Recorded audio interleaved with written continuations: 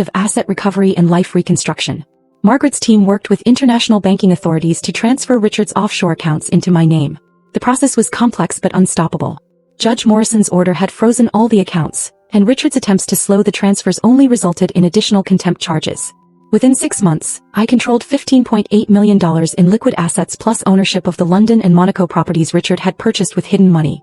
Richard's life, meanwhile, completely collapsed. The criminal investigation led to federal charges for tax evasion and money laundering. He eventually pled guilty and received a 3-year prison sentence plus massive fines. His investment banking career was over. No financial institution would hire someone convicted of hiding client money in offshore schemes.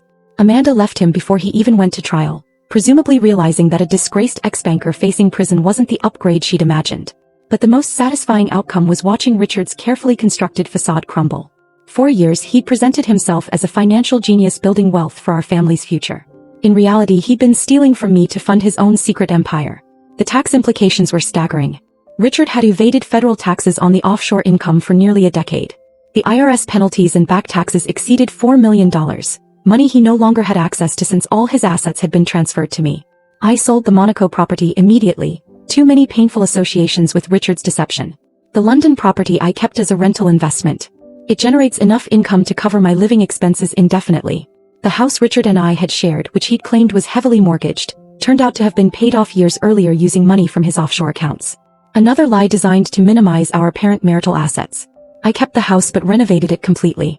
Every room that reminded me of our life together was redesigned. The home that had been the setting for 15 years of deception became a fresh start for my new life. Looking back, I can see warning signs I missed or dismissed during our marriage. Richard's secretive behavior about finances, his insistence on handling all money matters alone, his frequent unexplained trips to financial centers, all red flags I'd ignored because I trusted him. Financial infidelity is often a precursor to actual infidelity, Margaret told me after the case was closed. People who can lie to their spouse about money can lie about anything.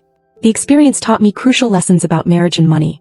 Never again will I be completely excluded from my family's financial picture. I now understand every asset, every account, and every investment strategy.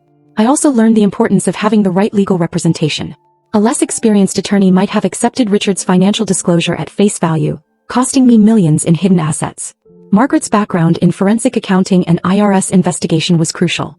She knew what patterns to look for, what questions to ask, and how to trace sophisticated money-hiding schemes. Most divorce attorneys wouldn't have found this, she admitted. It required specialized knowledge and expensive investigation. But the payoff was worth every penny. The case became something of a legend in divorce legal circles.